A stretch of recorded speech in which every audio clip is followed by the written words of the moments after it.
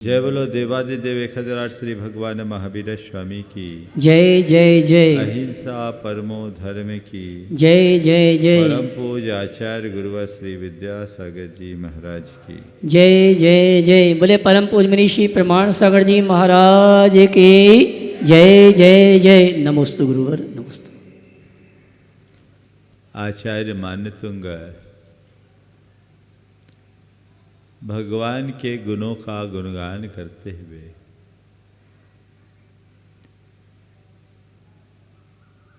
उनके आंतरिक वैभव के साथ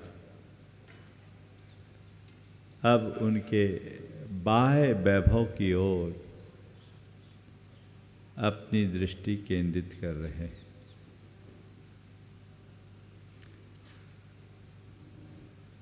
वैभव वैभव होता है, भीतर भी होता है बाहर भी होता है। प्रायः हमें बाहरी वैभव तो दिख जाता है, भीतर के वैभव पर हमारी दृष्टि कम जाती। आचार्य मानतुंग ने अभी तक केवल बाहरी वैभव का गुणगान किया, भीतरी वैभव का गुणगान किया। अब वो कह रहे कि लोक में बाहरी वैभव भी बहुत प्रभावी दिखता है। तो प्रभु आपका बाहरी वैभव भी अपूर्व है, वो साधारण नहीं। आपका वैभव अपूर्व है क्योंकि आप भी अपूर्व हो। अपूर्व का वैभव भी अपूर्व ही होता है। मुझे आप में जो कुछ भी दिखता है वो एकदम अद्भुत, अचिंत्य, अकल्प और अपूर्व प्रतिभासित होता है। और जब आपको देखता हूं, वैभव की तरफ दृष्टि जाती है तो मुझे लगता है कि यथार्थ में वैभव तो केवल और केवल आपका है। वस्तुतः वैभव उसी का होता है जो विभुता को पाता है। विभु शब्द से वैभव बना है। जो विभु हो वो वैभव को पाएगा। जिसके अंदर विभुता है वो ही वैभव संपन्न हो सकता है। प्रभु आप विभु हो क्योंकि आपने अपने आप पर अपनी प्रभुता प्राप्त की है और उस प्रभुता के बल पर आपने सर्व व्यापकता को प्राप्त की। इसलिए आपका जो वैभव है वो शाश्वत है। अंतरंग वैभव कभी विनष्ट नहीं होता और बाहरी वैभव कभी टिकता नहीं। लेकिन आपके अंतरंग वैभव के साथ आपका बाहरी वैभव भी अद्भुत है, अद्भुत है। और ये वैभव सबके अंतर के विभूति का बोध कराने वाला है। प्रभु आप में एक और विलक्षणता दिखती है। आपके चरणों में सारे जगत का वैभव न्योछावर होता है, लुंठित होता है। तीन लोक का सारा वैभव आपके चरणों में लुंठित है।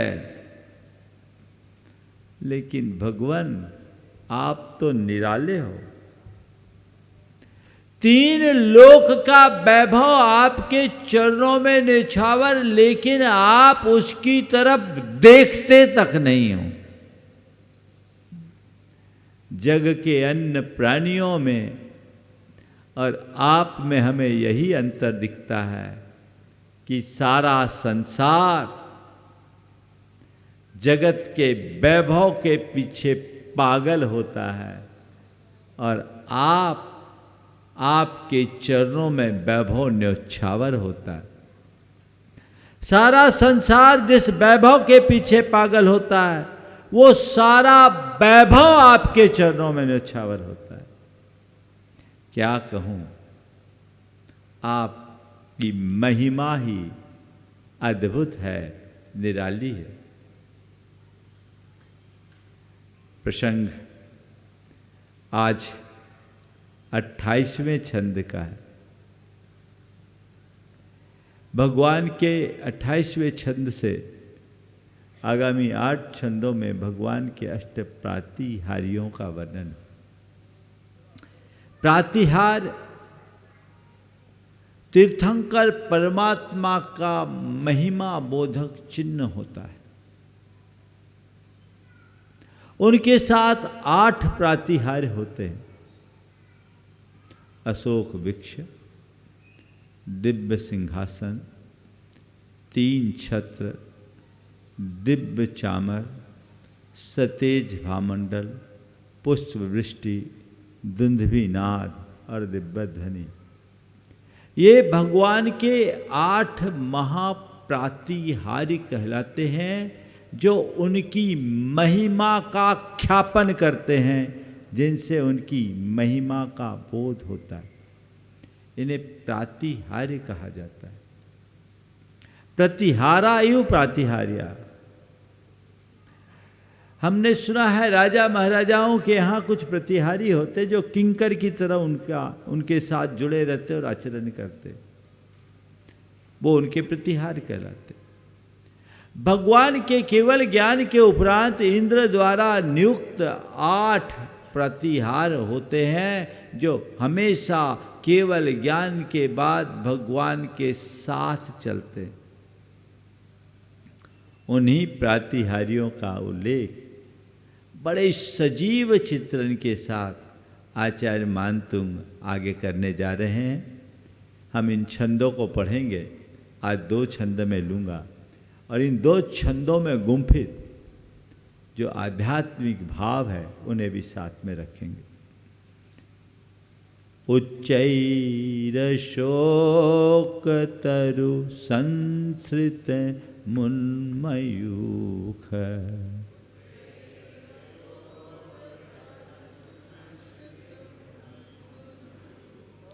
उच्चैर शोक तरु संसृत मुन्मयूख,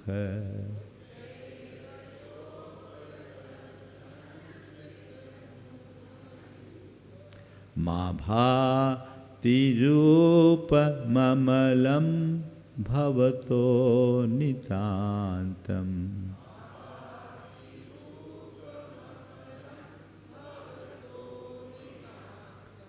मा भाति रूपममलं भवतो नितान्तम्।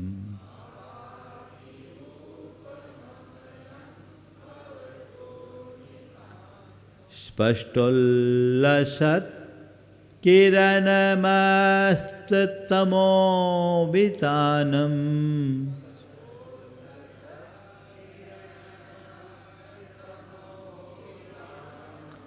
स्पष्टोल्लसत् किरणमस्तमोभितानम्,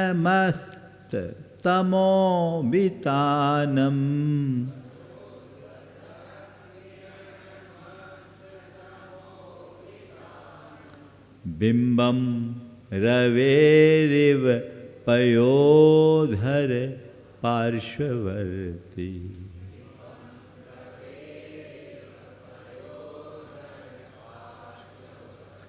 बिंबं रवेरिव पयोधर पार्श्ववर्ती।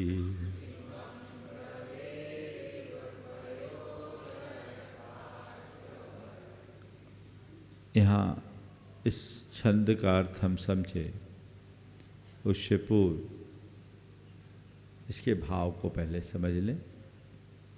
भगवान के लिए अष्ट प्रातिहार्यों में अशोक वृक्ष नाम का ये पहला प्रातिहार्य है। ऐसा कहा जाता है कि हमारे 24 तीर्थंकरों को जिस वृक्ष के नीचे केवल ज्ञान होता है वह वृक्ष उनका अशोक वृक्ष कहलाता है। हमारे तीर्थंकर परमात्मा की एक विशेषता रही, सभी तीर्थंकरों ने वृक्षों के नीचे ही दीक्षा ली और उन्हें केवल ज्ञान भी वृक्ष के नीचे हुआ। वृक्षों के नीचे दीक्षा लेने का और वृक्षों के नीचे केवल ज्ञान की क्या वजह है, इसकी चर्चा अभी थोड़ी देर बाद में करूंगा। लेकिन तीर्थंकर भगवान के प्रातिहार्यों में एक मूल प्रातिहार्य है अशोक वृक्ष। ये अशोक वृक्ष कैसा होता है? तो वृक्ष है। तीर्थंकर परमात्मा के मस्तक पर रहने वाला जो अशोक वृक्ष है, ये सामान्य वृक्षों की तरह नहीं होता, ये पार्थिव होता है और ये अधर में होता है। तीर्थंकरों की मूल ऊंचाई से 12 गुनी ऊंची होती है और इनके पत्ते मरकट मणि की तरह होती है, बड़ी नीलाभ, उनका अद्भुत तेज, अपूर्व तेज।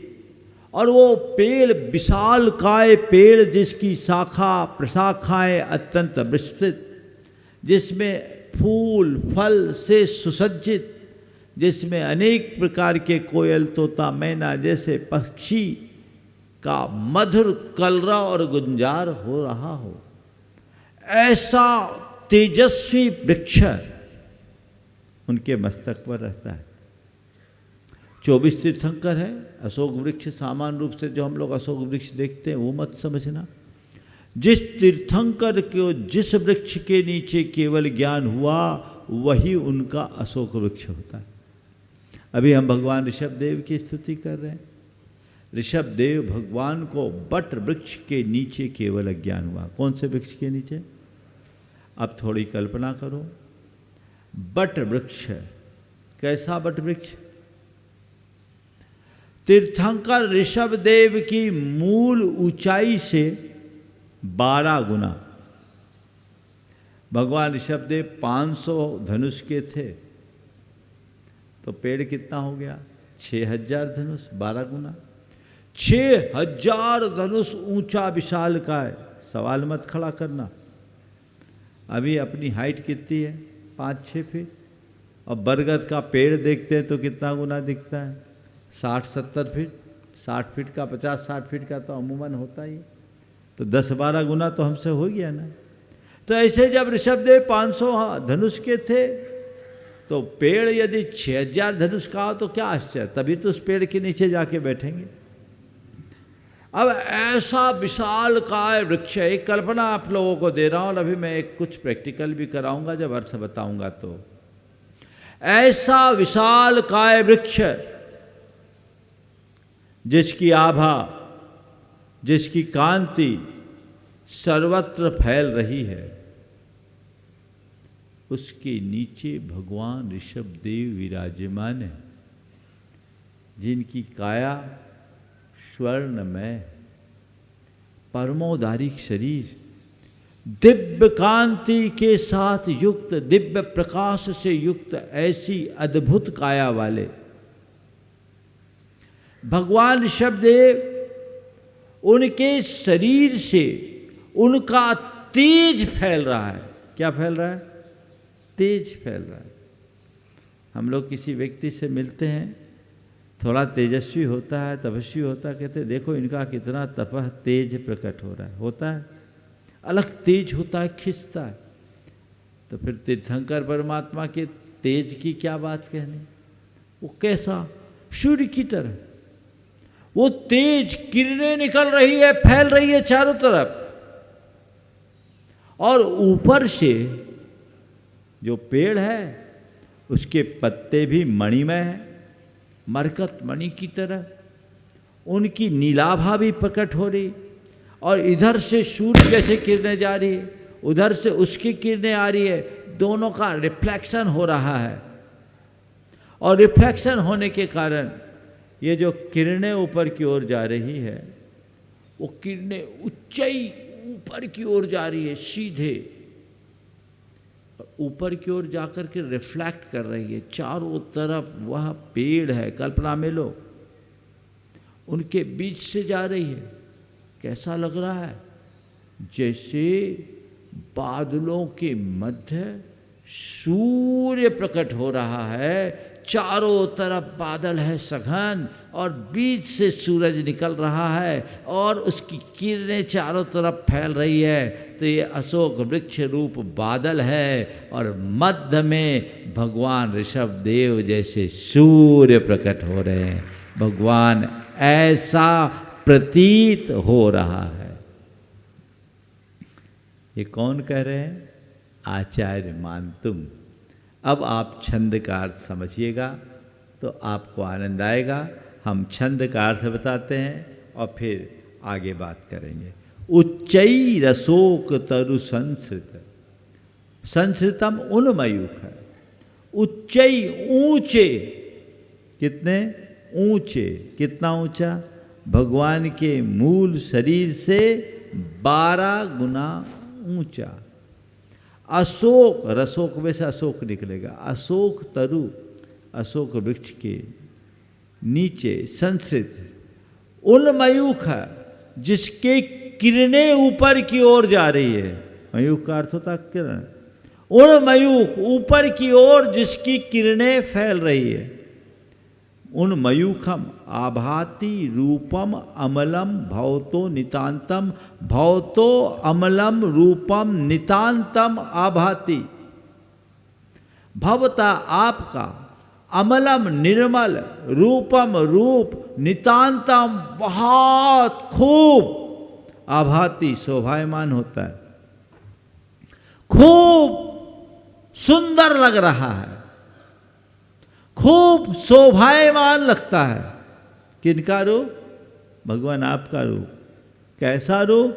ऊंचे अशोक वृक्ष के नीचे बैठे जिसकी किरणें ऊपर की ओर जा रही है। कैसा, कैसे लग रहा है? कैसा? स्पष्टोल्लसत किरण, मस्त तमोबितानम, स्पष्टोल्लसत किरण, जिसकी किरणें स्पष्टता के साथ फैल रही है, और अस्त तमोबितानम, जिसने अंधकार के बितान यानी विस्तार को अस्त कर दिया, नष्ट कर दिया। सूरज उगेगा तो ये कहाँ रहेगा? अंधेरा थोड़ी टिकेगा। तो आप जैसे सूर्य की किरणें प्रकट हो गई, चारों तरफ फैल रही, और सब क्या हो गया? अंधकार नष्ट हो गया, अंधकार का विस्तार नष्ट हो गया। ऐसे बिंबम रवेरिव पयोधर पार्श्ववर्ती, पयोधर पार्श्ववर्ती रवे बिंबम इव आभाति। आपका रूप कैसा सुंदर लगता है? जैसा स्पष्टोल्लसत किरण मस्त तमोबितानम, जिसकी किरणें सब तरफ फैल रही है, जिसने अंधकार के विस्तार को नष्ट कर दिया। ऐसे बादलों के ओट में रहने वाले सूर्य की तरह आप शोभायमान हो रहे हैं। ये अद्भुत रूप है। थोड़ी देर के लिए आंखें बंद कीजिए और प्रभु का ध्यान कीजिए। जैसा मैं कहूँगा वैसा महसूस कीजिएगा। हमारे शास्त्रों में तीर्थंकरों का रूपस्थ ध्यान करने का विधान। और रूपस्थ ध्यान क्या? प्रातिहार युक्त भगवान की छवि का ध्यान करना ही रूपस्थ ध्यान है। और ये कर्म निर्जरा का सातिशय निमित्त है। अभी जो मैं बोल रहा हूं उन्हें आप अपने आंखों में भरिए, अपनी कल्पना में भरिए, आंखें बंद करके इसे ध्याइए। यह भी भावना योग का ही एक रूप होगा। अगर आप इस तरीके से ध्यान करेंगे, भगवान के जो अष्ट प्रातिहार है वो धृति, मति, बुद्धि, कीर्ति, लक्ष्मी, मेधा और प्रज्ञा का प्रतीक है, अलग अलग ये हमारी अष्ट सिद्धियों का प्रतीक है। ये अशोक वृक्ष रूप जो प्रातिहार है वो धृति का प्रतीक है, धैर्य का प्रतीक है। जो व्यक्ति भगवान के अशोक वृक्ष रूप प्रातिहार के साथ ध्यान करते हैं, उनकी चिंता, अवसाद, डिप्रेशन जैसी सारी बीमारियां पल में नष्ट हो जाती है। उन्हें किसी प्रकार के ट्रैंक्विलाइजर्स की जरूरत नहीं पड़ेगी, किसी प्रकार की सामक औषधियों की जरूरत नहीं पड़ेगी। अगर अनिद्रा है तो आप इसका प्रयोग कर सकते हो, और मैंने अनेक लोगों से इसका प्रयोग कराया। अभी मैं आपको ध्यान कराऊंगा, ऐसा आप ध्यान करना। एक व्यक्ति को महीनों से नींद नहीं आती थी, गोलियां खाने के बाद भी नींद नहीं आती थी। वो बहुत परेशान था, कहा कि महाराज एक दो बार तो सुसाइड करने का भी अटेम्प्ट कर चुका। जब मेरे पास आया मैंने उसे समझाया। उन दिनों भक्तामर का विवेचन ही मैं कर रहा था, बहुत पुरानी बात है, 2004-05 की, 17 में था, 4 की बात है। तो मैंने उससे जब वो कहा तो मैंने कहा तुम एक काम करो, इस तरीके से अशोक वृक्ष के साथ भगवान का ध्यान करो और ये छंद पढ़ो। आप सब सुनकर आश्चर्य करोगे, 15 दिन में उसकी दवाइयाँ छूट गई। ये चमत्कार हो गया। लेकिन वो आदमी नियमित 3 बार करता था। आप करोगे तो परिणाम आएगा। तो पहले आप ध्यान कर लो कैसे करना, फिर आगे बात करूंगा। आंखें बंद करेंगे आप लोग? थोड़ी देर के लिए मैं प्रवचन को विराम देकर आपको इधर ले जाना चाहता हूँ। आंखें बंद करें और देखें भगवान समोसरण में गंधकुटी के मध्य में विराजमान है। दैदीप्यमान स्वर्णमय परमोदारी काया के धनी प्रभु परमात्मा अपने अपूर्व तेज के साथ पद्मासनस्थ विराजमान है। भगवान का ध्यान कीजिएगा, मूर्ति का नहीं। हमारी आप जैसे देहधारी प्रभु परमात्मा जिनकी काया दिव्य और कंचनमयी है, कामदेव से भी उत्तम जिनका रूप है, उस भगवान को आप अपनी अंदर की आँखों से देखने की कोशिश कीजिए। प्रभु परमात्मा विराजमान है। वो एकदम दैदीप्यमान सूर्य की भांति प्रतिभासित हो रहे हैं। उगते हुए सूर्य जैसी उनकी वह दिव्य आभा, अरुणाभ छवि अद्भुत आकर्षण उत्पन्न कर रही है।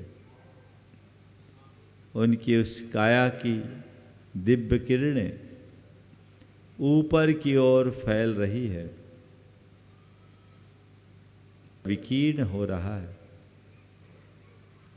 और उनके ऊपर चारों तरफ फैला हुआ विशाल काय अशोक वृक्ष है। उसके तेजस्वी पत्र, सुंदर पुष्प और फल सबसे तेज प्रकट हो रहा है। वृक्ष की छाया भगवान पर पड़ रही है और भगवान का तेज वृक्ष पर जा रहा है, उसकी किरणें जा रही है। दोनों के रिफ्लेक्शन से एक अलग प्रकार का सौंदर्य प्रकट हो रहा है। ऐसा प्रतीत हो रहा है मानो बादलों के ओट में सूर्य निकल रहा है।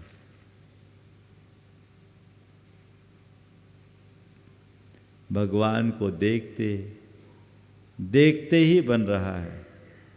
अपलक प्रभु की छवि को निहारिए। भगवान को देखते देखते भगवान में डूब जाइए। भगवान में डूब जाइए। अद्भुत प्रभु आपको देख करके तो बस मैं देखता ही जा रहा हूं, देखता ही जा रहा हूं।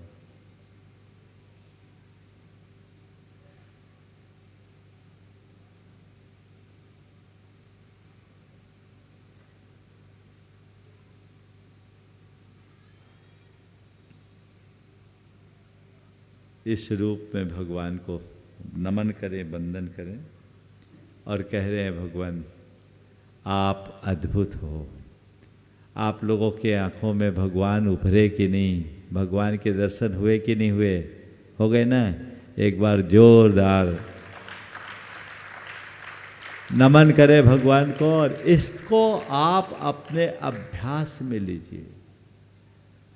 मैंने आपसे कहा ये धृति का प्रतीक है, धैर्य का प्रतीक है।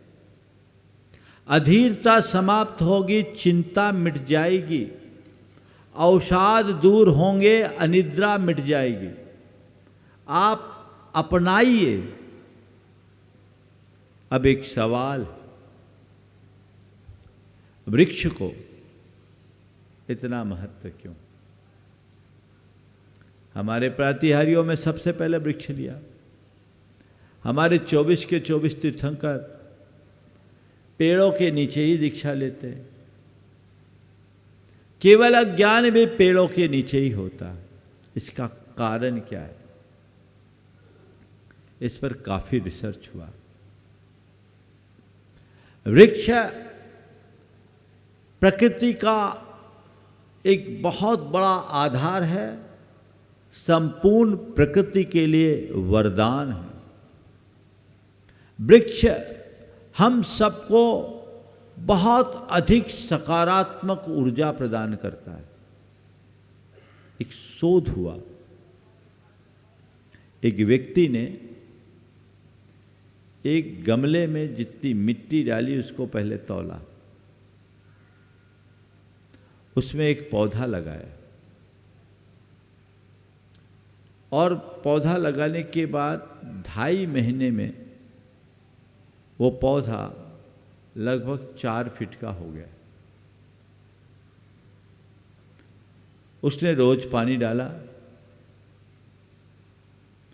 और उसके बाद पानी डालना बंद कर दिया।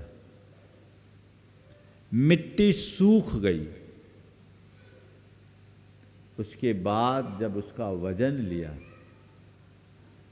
तो जो पहले मिट्टी डाली थी, पौधा लगाया था, उसके वजन से 2.5 किलो वजन ज्यादा निकला। ये 2.5 किलो कहां से आया? पानी जितना डाला वो तो पानी सूख गया। मिट्टी थी, मिट्टी रहना चाहिए। ये पौधा विकसित हुआ, इसमें 2.5 किलो वजन आया। ये वजन कहां से आया?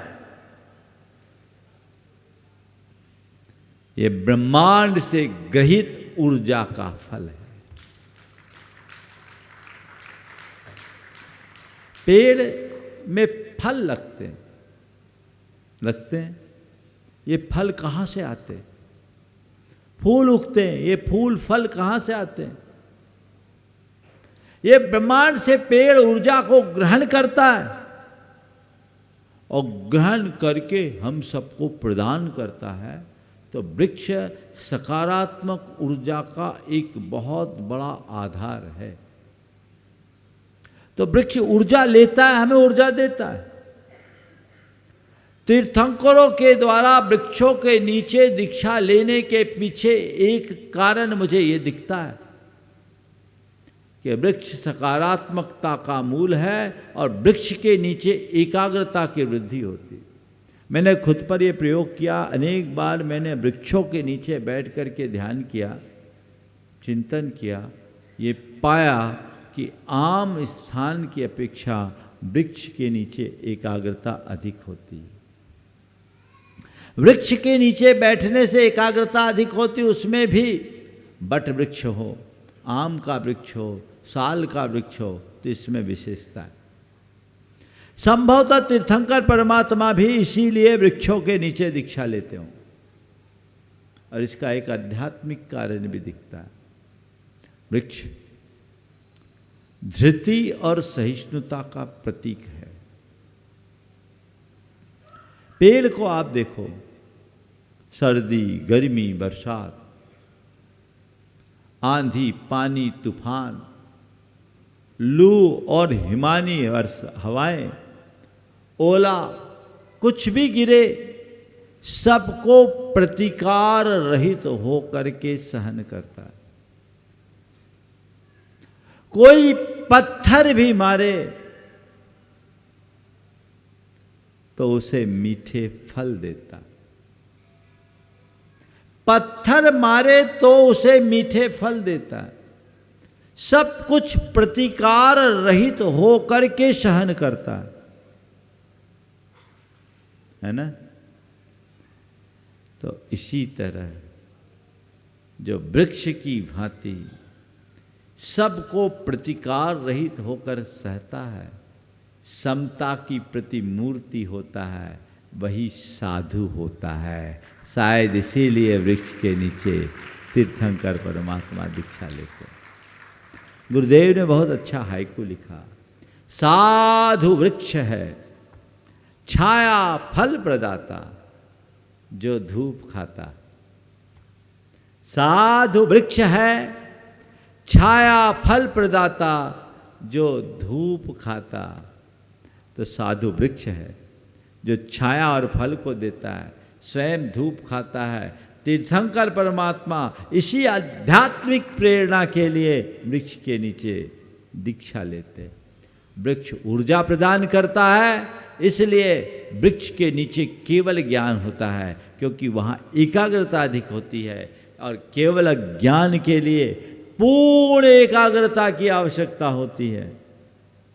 संभवतः इसीलिए तीर्थंकर परमात्मा को वृक्षों के नीचे केवल ज्ञान होता है। तो बंधुओं, वृक्ष को समझिए।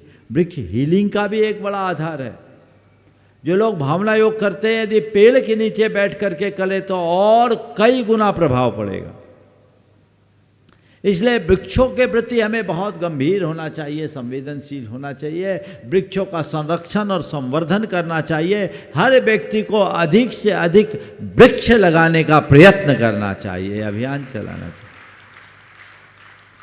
वृक्ष लगाने का प्रयत्न जारी रखना चाहिए, उसमें किसी तरह की कमी नहीं होने देना चाहिए। तो ये पहला प्रातिहार है, क्या? अशोक वृक्ष है। अब आप लोग ध्यान करेंगे, प्रयोग कीजिए। आप लोगों के साथ कहानी दूसरी है। आप लोग चाहते सब कुछ हो पर बिना किए। महाराज आप तो बता दो बस। अरे भैया, बीमारी का इलाज कराना चाहते हो तो केवल डायग्नोसिस से नहीं होगा, डॉक्टर से प्रिस्क्रिप्शन लिखवाने से भी नहीं होगा। क्या करना पड़ेगा? दवाई खाना पड़ेगा। पर आप लोगों की कहानी ऐसी है कि बस प्रिस्क्रिप्शन लेकर के घूमते रहते हो कि हम तो बस हो गया, हमारा इलाज हो गया। जिंदगी भर बीमार हो, बीमार ही बने रहोगे। मुक्ति उसी को मिलती है, आरोग्य वही पाता है जो औषध उपचार करता है। प्रैक्टिस में लीजिए, प्रैक्टिस में लीजिए, इन्हें अपनाइए, थोड़ा ध्यान कीजिए। भक्तामर का पाठ करना और भक्तामर का इस तरीके से ध्यान करना बहुत अलग अंतर आएगा।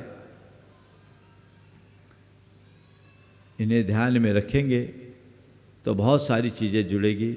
आजकल भक्तामर के अनेक प्रकार से प्रयोग होना शुरू हो गए और लोगों ने इन्हें अनेक तरीके से महिमा मंडन भी करना शुरू कर दिया। पर मैं आप सबसे कहता हूँ, आध्यात्मिक जागरण से बड़ी महिमा और कोई नहीं है। यदि हम इनका आध्यात्मिक लाभ उठाएंगे तो हम अपने आप को पावरफुल बना देंगे और वो हमारे जीवन की एक बड़ी उपलब्धि बनेगी। एक छंद और लें। अब है सिंहासन प्रातिहार।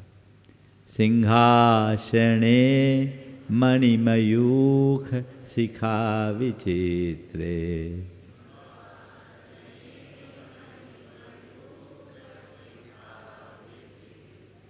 सिंहासने मणिमयूख शिखा विचित्रे,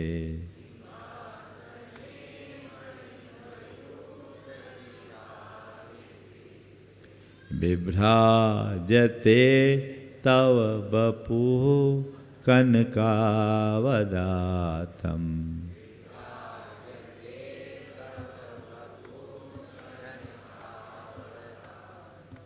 बिभ्राजते तव वपुः कनकावदातम्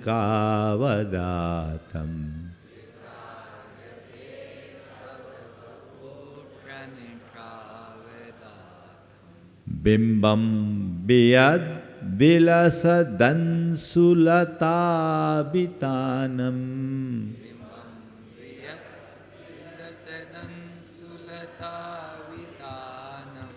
बिंबं बियद् विलसदंसुलताभितानम् तुंगोदयाद्रिशिरशिव सहस्ररश्मि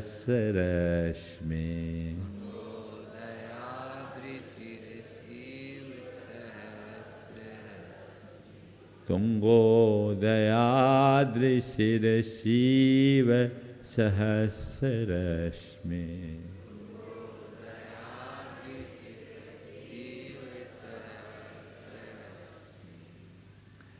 भगवान देदीप्यमान स्वर्णमयी सिंहासन पर विराजमान होते हैं। सिंहासन के ऊपर 4 अंगुल ऊपर अधर में होते हैं। तो भगवान आपके ऊपर तो अशोक वृक्ष है और आप सिंहासन पर विराजमान हो, कैसे लग रहे हो? तो पहले सिंहासन का स्वरूप समझे। सिंहासने मणिमयूख शिखा विचित्रे। कैसे सिंहासन पर? जिनमें मणियों की किरणें फैल रही है, मणियों जड़े हुए हैं जिसमें, और मणियों की किरणें जिसमें फैल रही है, ऐसे सिंहासने। तौ बपुः कनकावता तौ कनकावदातम बपुः बिभ्राजते। तौ आपका कनकावदातम स्वर्ण के समान कांतिमान औदात बपुः शरीर बिभ्राजते शोभायमान है। जिस सिंहासन में मनिया जड़ी है और उसकी किरणें सब तरफ फैल रही है, उस सिंहासन में आपका यह स्वर्णमय शरीर शोभायमान हो रहा है। कैसा शोभायमान हो रहा है?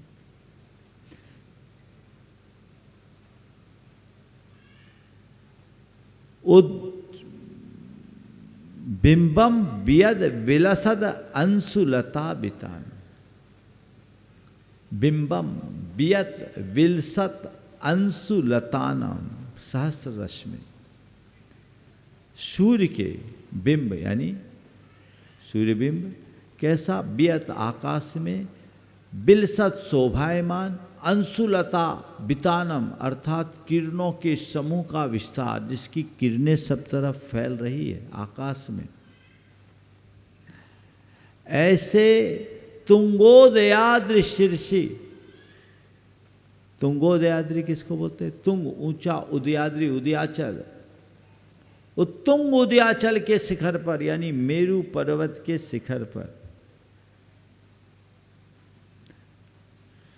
स्थित सहस्र रश्मि सूर्य के समान। कैसे सूर्य के समान? जिसकी किरणें चारों तरफ फैल रही है, ऐसे सूर्य के समान। अर्थात आप मेरू के शिखर पर बैठे हुए चारों तरफ सूर्य की किरणें फैल रही है, अथवा उन तुंगोदयाद्रि का दूसरा अर्थ उदयाद्रि उदयाचल। उदयाचल पर सूर्य उगता है ना, तो उदयाचल एकदम वह भी स्वर्ण में उदयाचल है। सिंहासन तो उदयाचल की तरह है और उसके ऊपर बैठे हुए भगवान हैं जो उगते हुए सूर्य की तरह है, शोभायमान हो रहे हैं। थोड़ी देर के लिए कल्पना कीजिए, सुमेरु पर्वत के शिखर पर भगवान विराजमान हैं, कैसी उनकी शोभा बिखर रही है। आप इस तरीके से सिंहासन प्रातिहार संयुक्त भगवान की आराधना कीजिए। एक पल के लिए आंखें बंद कर लीजिए और देखिए सिंहासन है भगवान का, अद्भुत स्वर्णमय सिंहासन, जिसके दोनों ओर खुले हुए दाढ़ों वाले विकराल बिल्कुल सिंह का मुख है, नीचे पाद पीठ है और भगवान पद्मासन में उस सिंहासन से 4 अंगुल ऊपर उधर अधर में बैठे हैं। सिंहासन की किरणें चारों तरफ फैल रही है और उसके ऊपर भगवान का तेज और प्रकट हो रहा है। ऐसा लग रहा है जैसे उदयाचल पर सूर्य उमड़ रहा है।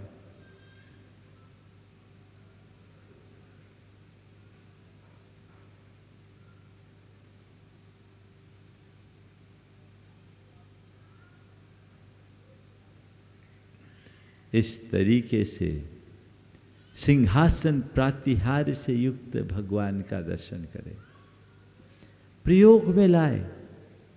ये हमारे जीवन में एक बहुत बड़ा परिवर्तन करेंगे। प्राय लोग आज भक्तामर के जो आध्यात्मिकता उसको गौण करके बाकी चीज़ों में लग जाते हैं। हमें इसकी आध्यात्मिकता को रखना चाहिए ध्यान में। और एक बात ध्यान रखना, अगर तुम्हारी आध्यात्मिक चेतना जाग गई तो तुम्हें किसी बाह्य शक्ति की जरूरत ही नहीं होगी। ये दैहिक, दैविक और भौतिक सब तापों को विनष्ट कर देगा। लोग ऊपर की चीजें लेते हैं, अपने आप को अंदर से मजबूत बनाओ। जब तुम खुद मजबूत हो जाओगे तो तुम्हें किसी दूसरे के सहारे की जरूरत ही नहीं पड़ेगी। जो आध्यात्मिक व्यक्ति होते हैं, जो आध्यात्मिक शक्ति से संपन्न होते हैं, उन्हें बाहरी टोटकेबाजी की कोई ज़रूरत नहीं पड़ती। वो बहुत मजबूत होते हैं। जिनके पैर सबल हो उन्हें बैसाखियों की क्या जरूरत। बैसाखी का आश्रय कौन लेता है? जिनके पांव कमजोर होते हैं। अपने पांव को मजबूत बनाओ। हमें किसी बैसाखी की जरूरत नहीं, हम अपने बूते शिखर पर चढ़ेंगे। ये लक्ष्य रखना चाहिए। और ये तभी और तभी होगा जब तुम्हारे हृदय में वो आध्यात्मिकता जागृत होगी, जीवन की वास्तविकता को पहचानोगे तो किसी प्रकार के टोटकेबाजी में उलझने की जरूरत ही नहीं पड़ेगी। मेरा रंच मात्र इन बातों पर विश्वास नहीं। लोग उलझ जाते, ये कर लो वो कर लो। अरे वस्तु के स्वरूप को समझो और प्रभु के साथ अपना नाता जोड़ो। तुम्हारी चेतना जागृत होगी और जिस दिन तुम्हारी चेतना जागृत होगी तुम्हारी आत्म क्षमताएं स्वतः विकसित होने लगेगी। पर लोग इन्हीं बातों को महिमा मंडित करते हैं। भगवान की असल महिमा को पहचानो तो दूसरे महिमा मंडन की जरूरत नहीं। भैया 5-7 मिनट ज़्यादा लगेगा, आज पूरा करना है विषय। भगवान की असल महिमा को जानो तो वो उस महिमा को पहचानो, तुम्हें फिर किसी और की महिमा की जरूरत ही नहीं पड़ेगी। लोग तरह तरह के महिमा बनाते हैं, चमत्कारों की बातें करते हैं। अरे महाराज क्या चमत्कार, चमत्कार को नमस्कार हो। एक बार एक ने मुझसे कहा, महाराज आप में क्या चमत्कार है? आकर के बोल दिया सीधे सीधे, आप में क्या चमत्कार है? मैंने कहा क्या चमत्कार है? बोले महाराज सब साधु महात्माओं का कोई ना कोई चमत्कार होता है, बिना चमत्कार के तो कुछ होता नहीं। तो महाराज चमत्कार तो होना चाहिए। बोले होना चाहिए। बोला आप में क्या चमत्कार है? मैंने कहा यही मेरा चमत्कार है कि हर पल मैं अपने आप को चमका रहा हूँ, और खुद को चमकाने से बड़ा चमत्कार क्या होगा। मैं खुद को चमका रहा हूँ, और जो अपने आप को अपने आध्यात्मिक चमक से चमका दे, जो अपने जीवन को हर पल बेहतर बना दे, जो अपने जीवन का गुणात्मक परिवर्तन कर दे, यही जीवन का सबसे बड़ा चमत्कार है। लोग बाहरी चमत्कारों में उलझ के रह जाते हैं, इनसे बचिए। थोड़ा डाइवर्ट कीजिए अपने आप को। आप लोग जहाँ भी जाते हो बस ऐसी बातें करते हो। जितने भी लोग ये महिमा मंडन नहीं करेंगे तो उनकी दुकानें कैसे चलेगी? वो इन्हीं बातों में उलझाते हैं। वे तुम्हें बैसाखियां पकड़ाते, तुम्हारे पाँव को मजबूत बनाने की बात नहीं करते। और बना करेंगे भी क्यों? तुम्हारे पाँव मजबूत हो जाएंगे तो तुम उसके पास जाओगे कहाँ? क्यों जाओगे? अपने आप को आध्यात्मिक रूप से इतना मजबूत बना लो कि हमें किसी और की जरूरत ही ना पड़े। एक बार एक ने मुझसे कहा, महाराज जी एक महाराज हैं जो नारियल से हीरा निकाल देते, आप में ऐसा कोई चमत्कार नहीं है? बोले नारियल से हीरा निकाल देते हैं, आप में ऐसा कोई चमत्कार नहीं। हमने कहा भैया मेरे पास तो ऐसा कोई चमत्कार नहीं और हमारे गुरु ने ये सब सिखाया नहीं, हम क्या करें। हमारे गुरु ने ये सब सिखाया नहीं, हम क्या करें। पर मुझे एक बात समझ में आती है, जब मैं छोटा था स्कूल में पढ़ने जाता था, तो जब इंटरवेल होता था तो बगल में कचहरी थी, मैं कचहरी चला जाता था और कचहरी में देखता था मदारी लोग अपना करतब दिखाते थे, जादू दिखाते थे, और वहाँ देखा कि वो मदारी 10 के नोट को 20 का नोट बना देता था। वो मदारी 10 के नोट को 20 का नोट बना देता था और लोग देख के आश्चर्यचकित होते थे कि 10-10 के नोट 20-20 के नोट में परिवर्तित हो गए। लेकिन तभी जब उसका खेल खत्म होता 10-10 पैसे के लिए हाथ फैलाता था,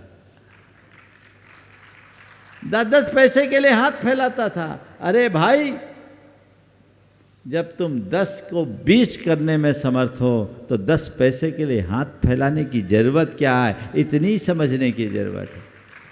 जब टोटकों से तुम सबके संकट का निवारण करा रहे हो तो ये प्रोफेशन करने की जरूरत क्या है। तुम भी कोई टोटका अपना लो, धन बरस जाएगा। वस्तु स्वरूप को समझिए, कर्म कांडों में मत उलझिए, कर्म सिद्धांत के विश्वासी बनिए, तब आगे बढ़ पाओगे। इसलिए इन बातों में मत उलझिए, इनको प्रैक्टिकली अपनाइए, अपने आप को स्ट्रॉन्ग बना पाएंगे और वो आपके जीवन को और बेहतरी प्रदान कर पाएगा। तो ऐसे सिंहासन प्रातिहार्य के साथ ध्यान कीजिए। आप एक एक प्रातिहार्य को एक दिन लीजिए, चीज़ें सब खत्म हो जाएगी, दूर हो जाएगी, आपको ज़रूरत ही नहीं पड़ेगी किसी चीज़ की। शॉर्ट टर्म में कोई चीज़ गेन करना अच्छा नहीं माना जाता। आप कोई भी चीज़ पाना चाहते तो उसकी गहराई में डूबने का प्रयत्न कीजिए, जिससे आपकी चेतना परिष्कृत हो, आप अपने आप में मजबूत बन सके। ये जीवन को बेहतरी प्रदान करने वाली है। बाकी चीज़ें तो ऐसी आती और जाती है। हम चीज़ों के मूलार्थ को समझ करके चलना शुरू करें तो जीवन बदल जाएगा, और बाकी बातों को हम सतही तौर पर पकड़ेंगे तो सतही बने रहेंगे। गुरु के पास शिष्य रहता था और गुरु के पास अपने गुरु की एक मूर्ति थी। संयोग से शिष्य के हाथ से मूर्ति टूट गई। अब मूर्ति टूट गई, गुरु को पता लगेगा तो गुरु नाराज होंगे, क्या करे। तो उसने क्या किया, मूर्ति को एक पोटली में बांधा और लाल पोटली में बांध करके अपने दोनों हाथ पीछे रख के खड़ा हुआ और गुरु से कहा, गुरुदेव आदमी मरता कब है, आदमी मरता कब है। तो गुरु ने कहा, जब उसका समय आ जाता है।